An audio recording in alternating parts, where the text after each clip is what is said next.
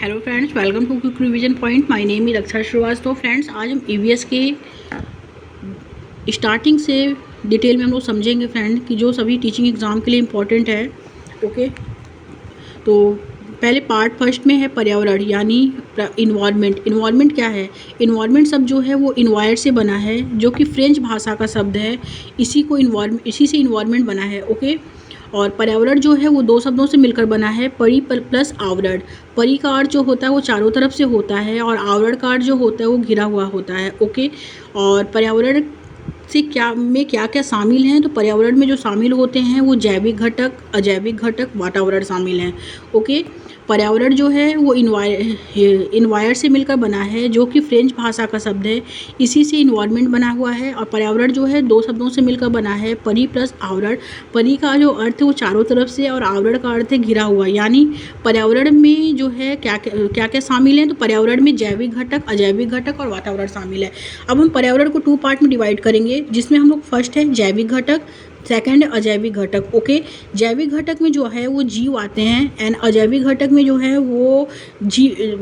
वो महाद्वीप और महासागर आते हैं। ओके, तो जीव में जो आते हैं उसमें वनस्पति, जंतु और अपघटक आते हैं, जैसे पशु, पौधे, सूक्ष्म जीव। ओके, और अजैविक घटक जो हैं उसमें महाद्वीप और महासागर आते हैं, जिसमें है दहाड़, मैदान, मरुस्थल, पर्वत, और महासागर में सागर, नदी, झील, तालाब। ओके, अब हम बात करते हैं फ्रेंड पारितंत्र। पारितंत्र के घटक क्या होते हैं? पारितंत्र के 2 घटक होते हैं, अजैविक घटक एंड जैविक घटक। ओके, अजैविक घटक में जो है उसको हम 3 पार्ट में डिवाइड करेंगे। फर्स्ट है भौतिक कारक, सेकंड है अकार्बनिक पदार्थ, थर्ड है जैविक घटक और प्रोटीन। ओके, जैविक घटक तो भौतिक कारक में जो आएंगे अजैविक घटक में, वो है तापमान, आर्द्रता, प्रकाश, वायुमंडलीय दाब। ओके, अकार्बनिक पदार्थ में आएंगे जल, ऑक्सीजन, कार्बन डाइऑक्साइड, नाइट्रोजन। जैविक घटक में प्रोटीन, कार्बोहाइड्रेट और लिपिड आएंगे। अब हम बात करेंगे जैविक घटक। जैविक घटक को 3 पार्ट में डिवाइड करेंगे। फर्स्ट उत्पादक, सेकंड उपभोक्ता एंड थर्ड अपघटक। ओके, उत्पादक जो है वो हरे पेड़ पौधे होते हैं, उपभोक्ता जंतु होता है, अपघटक सूक्ष्म जीव होता है। ओके, अब हम आगे बात करेंगे फ्रेंड्स। आगे इसमें क्या है? आगे है कि इम्पॉर्टेंट है कि जैविक घटक, कुछ पॉइंट है इम्पॉर्टेंट, जैसे जैविक घटक को अजैविक घटक में बदलने वाला जो है वो अपघटक कहलाता है। फिर अपघटक जो होता है किस श्रेणी का तत्व है? तो जैविक घटक का तत्व है। ओके, और वनस्पति व जंतु को नष्ट करने वाला अपघटक है।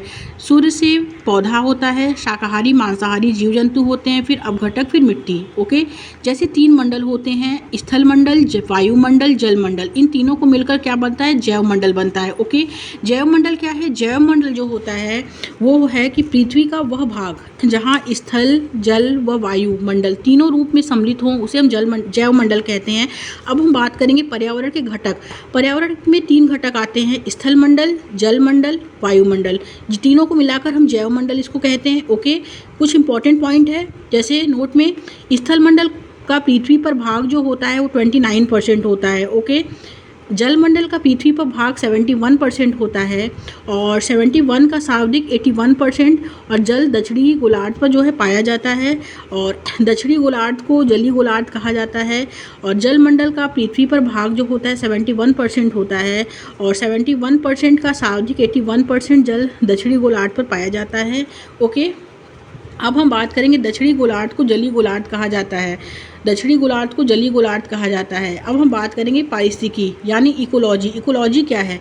इकोलॉजी जो होता है वो पृथ्वी पर रहने वाले जीव व वातावरण के मध्य परस्पर संबंध को इकोलॉजी कहा जाता है। ओके, और इसमें इम्पॉर्टेंट है कि अर्नेस्ट हैकल को जो है वो इकोलॉजी का जनक कहा जाता है। ओके, अर्नेस्ट सर्वप्रथम जो है 1869 में इकोलॉजी शब्द दिया है। ओके, अर्नेस्ट हैकल ने 1869 में इकोलॉजी शब्द दिया है सबसे पहले। और फिर इकोसिस्टम जो है उसके प्रतिपादक एजी टॉन्सले हैं। एजी टॉन्सले ने इकोसिस्टम को दिया है। ओके, अब हम आगे देखते हैं फ्रेंड्स। नेक्स्ट क्या है? नेक्स्ट है कि पारिस्थितिकी व पारितंत्र क्या होता है। अब हम आएंगे इकोसिस्टम, पारिस्थितिकी व पारितंत्र, जो कि सारे इंपॉर्टेंट हैं। इकोसिस्टम जो होता है सन 1935 में एजी टॉन्सले, इकोसिस्टम को किसने दिया था? तो एजी टॉन्सले ने बताया था कि पारिस्थितिकी जो है वह तंत्र है जिसमें जैविक व अजैविक घटकों में अंतर संबंध होते हैं, जिसे हम इकोसिस्टम कहलाता है। ओके, अब हम बात करेंगे खाद्य श्रृंखला यानी फूड चेन। फूड चेन क्या होता है? भोजन के लिए जीवों के आपस में एक दूसरे पर निर्भरता जिस व्यवस्था से को बनाती है उसे फूड चेन यानी खाद्य श्रृंखला कहते हैं। जैसे उत्पादक जो होते हैं हरे पौधे होते हैं जो प्रकाश संश्लेषण होता है, और हरे पौधे जो होते हैं क्लोरोफिल के कारण होते हैं। ओके, और प्रकाश संश्लेषण होता है जो इसके द्वारा वो भोजन बनाया जाता है। इसमें उपभोक्ता जो होता है कुछ शाकाहारी होते हैं और कुछ मांसाहारी होते हैं। ओके, और फिर प्राथमिक इसमें उपभोक्ता में दो होते हैं, एक प्राथमिक उपभोक्ता एंड द्वितीयक उपभोक्ता। प्राथमिक उपभोक्ता जो होता है जो अपना भोजन सीधे उत्पाद से प्राप्त करता है, जैसे शाकाहारी जंतु होता है जो अपना भोजन सीधे उत्पाद से प्राप्त करता है उसे हम प्राथमिक उपभोक्ता कहते हैं, जैसे शाकाहारी जंतु इसमें आ जाएंगे। द्वितीयक उपभोक्ता जो होता है जो अपना भोजन प्राथमिक उपभोक्ता से प्राप्त करता है, जैसे मांसाहारी होगा। ओके, अब अंतिम उपभोक्ता में जैसे होगा गिद्ध, द्वितीयक उपभोक्ता में जैसे आएगा बाघ, शेर, ओके, जो मांसाहारी होते हैं, और प्राथमिक उपभोक्ता में खरगोश आएगा। उत्पादक जो हो उसमें पौधे आएंगे। ओके, अब हम बात करेंगे फ्रेंड तृतीयक उपभोक्ता। तृतीयक उपभोक्ता क्या है? यानी कि इसे अंतिम उपभोक्ता भी कहा जाता है। ये भी मांसाहारी है, जैसे एग्जाम्पल गिद्ध। ओके, सर्वाहारी जो कुछ भी खा सकते हैं, कुछ भी, जैसे मनुष्य, तिलचट्टा आदि। ओके, मनुष्य, तिलचट्टा आदि। आगे देखते हैं फ्रेंड्स पारिस्थितिकी तंत्र की प्रजाति क्या होती है। अब हम बात करेंगे पारिस्थितिकी तंत्र की प्रजातियाँ। कीस्टोन प्रजाति। कीस्टोन प्रजाति जो होती है वे प्रजातियाँ जो किसी समुदाय में प्रचुरता तथा जैव भार कम होने के बावजूद भी समुदाय विशेष पर अपना प्रभाव दर्शाते हैं, उन्हें हम कीस्टोन प्रजाति जो है वो कहलाती हैं, जैसे शेर, बिल आदि। ओके, अब हम बात करेंगे फाउंडेशन प्रजाति। फाउंडेशन प्रजाति क्या होती है? फाउंडेशन प्रजाति जो होती है जो अन्य जीवों को संरक्षण प्रदान करते हैं या रक्षित करते हैं वो फाउंडेशन प्रजाति है, जैसे कोरल। ओके, अब हम आगे देखते हैं फ्रेंड्स नेक्स्ट क्या है। नेक्स्ट है फ्रेंड्स की अम्ब्रेला प्रजाति। अम्ब्रेला प्रजाति क्या होती है? वे प्रजाति होती है जो अन्य जीवों या प्रजाति को संरक्षण प्रदान करने का कार्य करते हैं, उसे हम अम्ब्रेला प्रजाति कहते हैं, जैसे कोशिकी वाले जंतु इसमें आते हैं। अब हम बात करेंगे संकेतक प्रजाति। संकेतक प्रजाति जो होता है वे प्रजातियाँ जो पर्यावरण परिवर्तन के लिए अधिक संवेदनशील होती हैं संकेतक प्रजाति कहलाती हैं, जैसे मछली। ओके, मछली जो होती है वो क्या है? वो संकेतक प्रजाति है। अब हम बात करेंगे फ्रेंड्स संक्रमिका। संक्रमिका यानी इकोटोन क्या होता है? इकोटोन जो होता है इंपॉर्टेंट है, दो या उससे अधिक विविध समुदायों के मध्य संक्रमण का क्षेत्र जो होता है संक्रमिका या इकोटोन कहलाता है, जैसे वन क्षेत्र व घास स्थल क्षेत्र वाला मध्य क्षेत्र। ओके, अब हम आएंगे फ्रेंड इस पे फैमिली पे। अब जो है इसमें जो फैमिली है वो जो लैटिन शब्द भाषा का शब्द है जो फैबुलस शब्द से बना है, और इसका जो अर्थ और इसमें जो होता है इसमें रक्त संबंधी होता है। परिवार का जो होता है रक्त संबंधी होता है। मित्र जो होते हैं रक्त संबंध से इसमें नहीं जुड़ पाते हैं। ओके, जुड़े होते हैं। इसमें जो बात करेंगे फैमिली में वो 2 टाइप के होते हैं, एकल एंड संयुक्त। ओके, तो इसमें एकल में पति पत्नी वो उनके बच्चे और विवाहित बच्चे आ जाते हैं, ये क्वेश्चन पूछा गया एग्जाम में, और संयुक्त में 2 से 3 सम्मिलित होते हैं। ओके, अब हम बात करते हैं फ्रेंड इसके प्रमुख विद्वान हैं। रूसो बताए हैं कि समान बालक को दूषित करता है, और रूसो कहते हैं कि पिता बालक को प्रकृति की गोद में शिक्षा दे। ओके, ये किसने कहा है? समान बालक को दूषित करता है जो रूसो कहते हैं, और पिता बालक को प्रकृति की गोद में शिक्षा दे, ये कथन रूसो का है। पेस्टोलॉजी कहते हैं कि अनौपचारिक रूप से शिक्षा को दिया जाए। बालक की प्रथम पाठशाला जो है वो फैमिली है, तो ये पेस्टोलॉजी का है। फोवेल कहते हैं कि माता आदर्श अध्यापिका होती है, इसके लिए बच्चे ने घर पर शिक्षा दी जाए, ये कथन जो है दी जानी चाहिए, ये कथन जो है वो फोवेल का है। ओके, अब हम बात करेंगे इसके गुण क्या क्या है एकल फैमिली के। वो बच्चों का पालन पोषण अच्छा होता है, इसमें शिक्षा के अच्छे अवसर होते हैं, स्वतंत्र निर्णय का अवसर होता है। ओके, अब हम बात करते हैं फ्रेंड्स, अब आते हैं नेक्स्ट पे, और स्वतंत्र निर्णय का अवसर होता है, और परिवार कलह की संभावना कम होती है। नुकसान में संकट की दृष्टि से दिक्कत होती है, बच्चों की देखभाल कम होती है। ओके, और संयुक्त परिवार जो होता है इसमें जो है उसमें परिवार में श्रम कम लगता है, और सेकंड है विचारों का आदान प्रदान जो होता है वो खुशी इत्यादि, और भावी पीढ़ी का समुचित विकास होता है, आर्थिक व्यय पर सहूलियत होती है। ओके, अब हम बात करते हैं फ्रेंड दोष के। इसके दोष क्या हैं? पारिवारिक कलह है इसमें। ओके, और स्त्रियों की दुर्दशा होती है संयुक्त परिवार में, ये है इसमें। ओके, अब हम बात करेंगे इम्पॉर्टेंट पॉइंट के, इसमें जो है बच्चों की प्रथम पाठशाला क्या है, तो इम्पॉर्टेंट पॉइंट है तो वो फैमिली है। बालक का परिवार की प्रथम स्कूल होता है। और कानूनी रूप से शादी की उम्र कितनी होती है, तो बॉय की जो होती है 21 ईयर्स होती है एंड गर्ल्स की जो होती है वो 18 ईयर्स होती है। ओके, और इसके कुछ इंपॉर्टेंट पॉइंट में है जैसे कि बच्चों का परिवार की इकाई कौन है, तो वो है फैमिली। और बच्चों का प्रथम गुरु है तो माता। और आदर्श परिवार किसे कहते हैं, तो स्मॉल फैमिली को। और हरे पौधे क्या ग्रहण करते हैं, तो कार्बन डाइऑक्साइड ग्रहण करते हैं। और शिक्षण विधि को बालोधान विधि कहा जाता है, तो किंडरगार्टन विधि भी इसे कहा जाता है। ओके, अब हम इंपॉर्टेंट क्वेश्चन पे आएंगे फ्रेंड, जो एग्जाम में पूछे गए क्वेश्चन है। विश्व में जल संकट का प्रमुख कारण क्या है, ए है नगरीकरण, बी है औद्योगिकरण, सी है विश्व के तापमान में वृद्धि, एंड डी है इसमें अम्ल वर्षा। तो विश्व में जल संकट का प्रमुख कारण जो होता है वो नगरीकरण होता है। ओके, राइट आंसर ए हो जाएगा। नेक्स्ट क्वेश्चन, भारत में प्रथम बायोगैस संयंत्र कहाँ स्थापित हुआ था, तो ए है पिलानी में, बी है जयपुर, सी है आगरा एंड डी है दिल्ली। तो भारत में प्रथम बायोगैस संयंत्र जो स्थापित हुआ था वो पिलानी में स्थापित हुआ था। Okay, right answer is a. Next question, कौन सा सदाबहार पेड़ नहीं है, तो ए है नीम, बी है इमली, सी है बबूल, डी है सहतूत। तो जो नीम है वो सदाबहार पेड़ नहीं है। Okay, right answer is a हो जाएगा। इसे एग्जाम में पूछे गए क्वेश्चन है इंपॉर्टेंट।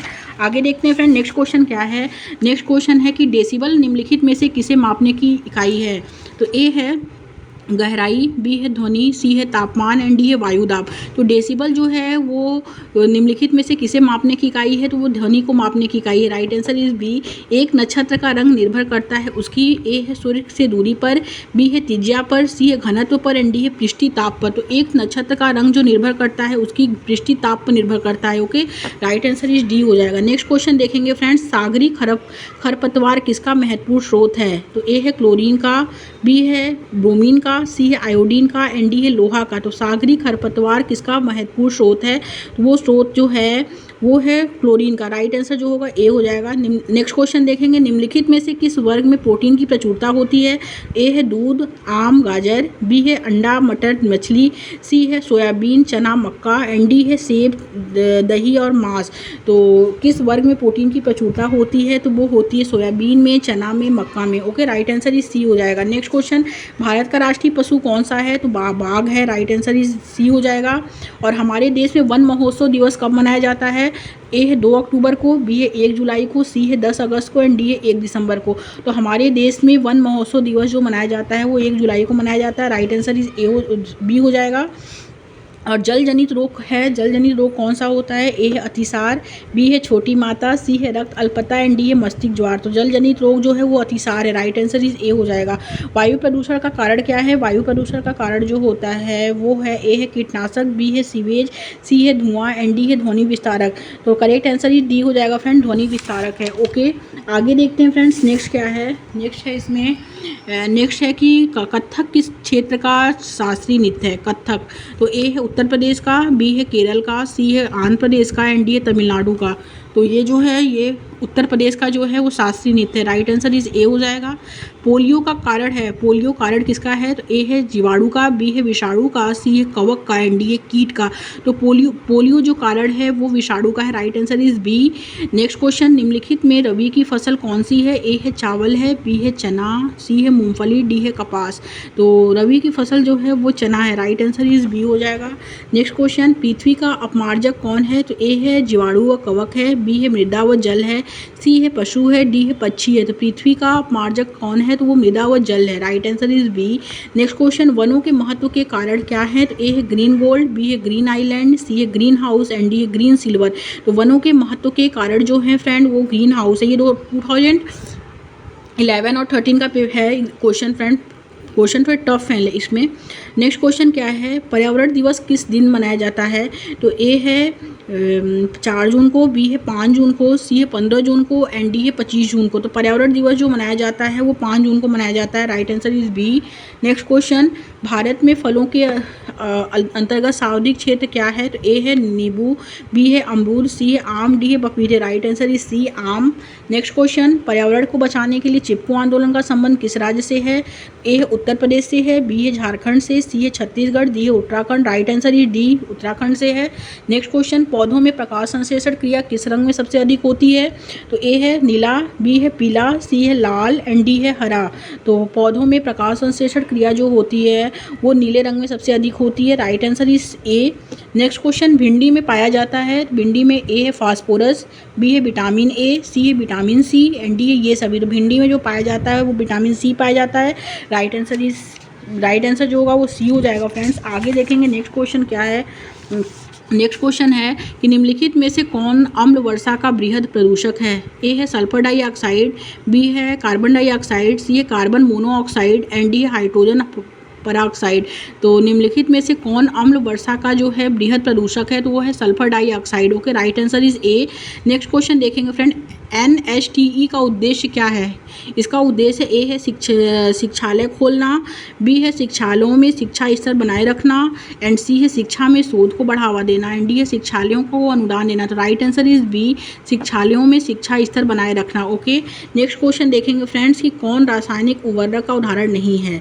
ए है यूरिया, बी है पोटास, सी है फास्फेट, डी है कंपोस्ट। तो रासायनिक उर्वरक का उदाहरण जो नहीं है वो कंपोस्ट जो है वो नहीं है। ओके, बाकी यूरिया, पोटास, फास्फेट ये तीनों जो हैं ये रासायनिक उर्वरक हैं, बट जो कंपोस्ट है वो इसका एग्जाम्पल नहीं है, उदाहरण नहीं है। राइट आंसर इज डी हो जाएगा। नेक्स्ट क्वेश्चन, विश्व जल दिवस कब मनाया जाता है? ए है 12 मार्च, बी है 21 मई, सी है 22 मार्च, सी है 26 दिसंबर। तो विश्व जल दिवस जो मनाया जाता है वो 21 मई को मनाया जाता है। Right answer is B. Next question, विश्व कैंसर दिवस कब मनाया जाता है? ए है 8 मई, बी है 14 सितंबर, सी है 4 फरवरी एंड डी है 8 मार्च। तो विश्व कैंसर दिवस जो मनाया जाता है वो 8 मई को मनाया जाता है। Right answer is a. Next question, विश्व वन दिवस कब मनाया जाता है? ए है 27 सितंबर, बी है 21 मार्च, सी है 1 अप्रैल एंड डी है 28 फरवरी। तो ए है 27 दिसंबर, बी है 21 मार्च। तो विश्व वन दिवस जो मनाया जाता है वो 21 मार्च को मनाया जाता है। Okay, right answer is B हो जाएगा। अब हम आगे देखते हैं फ्रेंड, जैव विविधता क्या है?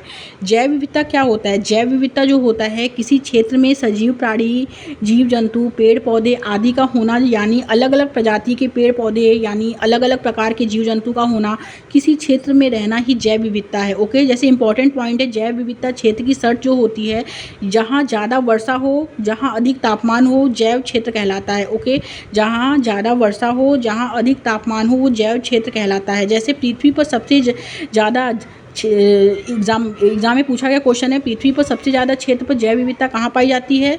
तो ए है ध्रुवीय क्षेत्र पे, बी है उष्णकटिबंधीय क्षेत्र पे, सी है विषुवत क्षेत्र पे एंड डी है उपरोढ़ क्षेत्र पे। तो पृथ्वी पर सबसे ज़्यादा क्षेत्र पर जैव विविधता जो पाई जाती है वो विषुवत क्षेत्र पे पाई जाती है। करेक्ट आंसर ही सी हो जाएगा इसमें। आगे देखते हैं फ्रेंड्स, नेक्स्ट क्वेश्चन क्या है। नेक्स्ट क्वेश्चन है इसमें कि भारत में जैव विविधता क्षेत्र कहाँ होगा? तो वो केरल में के शांति घाटी में। ओके, भारत में जैव विविधता क्षेत्र कहाँ है? तो वो केरल के शांति घाटी क्षेत्र में है। और शांति घाटी कहाँ स्थित है? तो ए है गुजरात में, बी है गोवा, सी है केरल एंड डी है यूपी। तो राइट आंसर इस सी हो जाएगा, केरल में स्थित है। और शांति घाटी किसके लिए प्रसिद्ध है? तो ए है जंगलों के लिए, बी है वर्षा के लिए, सी है जैव विविधता के लिए एंड डी है सभी के लिए। तो वो जैव विविधता के लिए प्रसिद्ध है। शांति घाटी जो है वो जैव विविधता के लिए प्रसिद्ध है। ओके, अब कुछ इंपॉर्टेंट पॉइंट देखेंगे। जैव विविधता जो है वो बायोडाइवर्सिटी का प्रयोग जो है किसने किया था? तो बायोडाइवर्सिटी का प्रयोग जो किया था वाल्टर जी रोसेन ने किया था। Okay, very important, Walter G Rosen ने जो है बायोडाइवर्सिटी का जो है वो प्रयोग किया था। और इंपॉर्टेंट पॉइंट कि जैव विविधता कब मनाया जाता है? तो ए है 22 मार्च, बी है 22 मई, सी 18 फरवरी एंड डी है कोई नहीं। तो जैव विविधता जो मनाया जाता है वो 22 मई को मनाया जाता है। Okay, right answer is B हो जाएगा। अब हम बात करेंगे कि जैव विविधता के प्रमुख संकट कौन कौन से हैं। तो वो है प्राकृतिक आवास का नष्ट होना, इंपॉर्टेंट है, ग्लोबल वार्मिंग, ओके, और विदेशी प्रजाति का आक्रमण। तो जैव विविधता के संकट हैं कि प्राकृतिक आवास का नष्ट होना, ग्लोबल वार्मिंग है, विदेशी प्रजाति का आक्रमण। ओके, अब हम आगे देखते हैं फ्रेंड्स, क्वेश्चन है कि किस पुस्तक में विलुप्त प्रजाति को रखा जाता है। ए है ग्रीन डाटा बुक, बी है रेड डाटा बुक, सी है yellow data book and D है ब्लू डाटा बुक। तो किस पुस्तक में विलुप्त प्रजाति को रखा जाता है तो रेड डाटा बुक में रखा जाता है। Right answer is B. Next question, बांध परियोजना कब शुरू की गई थी? तो ए है 1973 में, बी है 1773 में, एंड डी है 1873 में, एंड डी है 1992 में। तो बांध परियोजना जो शुरू की गई थी वो 1773 में शुरू की गई थी। Right answer is B. Next question, बाघ परियोजना कहाँ से शुरू की गई थी? तो ए है उत्तर प्रदेश, बी है मध्य प्रदेश, सी है केरल, डी है आंध्र प्रदेश। तो बाघ परियोजना जो शुरू हुई थी वो उत्तर प्रदेश में शुरू हुई थी। राइट आंसर इज ए हो जाएगा। ओके, अब हम बात करते हैं फ्रेंड कुछ ओजोन के पॉइंट, इंपॉर्टेंट पॉइंट है जो एग्जाम के लिए इंपॉर्टेंट है। ओजोन जो है उसको O3 भी हम कहते हैं। ओजोन परत पाई जाती है समताप मंडल में। ओके, और ओजोन परत 10 किलोमीटर से 50 किलोमीटर की रेंज में पाई जाती है। ओजोन परत जो है उसे हम रक्षा कवच भी कहते हैं। और ओजोन परत का कार्य जो है वो सूर्य से आने वाली यूवी रेज यानी पराबैंगनी किरणों को रोकना है। ओके, और ओजोन परत यदि नहीं रोक सकती तो इससे गंभीर रोग होते हैं, जैसे चर्म रोग होता है। अगर वो यूवी किरणों को नहीं रोक पाएगी ओजोन परत तो उससे बहुत से गंभीर रोग होते हैं, जैसे चर्म रोग, मोतियाबिंद, कैंसर। ओके, और ओजोन परत दिन प्रतिदिन पतली हो रही है, जैसे CFC क्लोरोफ्लोरोकार्बन के द्वारा पतली हो रही है। और ओजोन परत की जो मोटाई होती है, ओजोन की मोटाई को नापने के लिए जो है वो डाप्सन इकाई का प्रयोग किया जाता है। ओके, डाप्सन इकाई का प्रयोग करते हैं। ओजोन दिवस हर साल 16 सितंबर को मनाया जाता है। और ओजोन परत के संरक्षण के लिए मॉन्ट्रियल प्रोटोकॉल सम्मेलन जो है वो 1987 में हुआ था। ओके, और CFC गैस यानी क्लोरोफ्लोरोकार्बन जो फ्रिज, AC या फोम बनाने के लिए कारखानों से निकलती है। ओके, तो ये ओजोन से रिलेटेड है फ्रेंड्स। Thank you.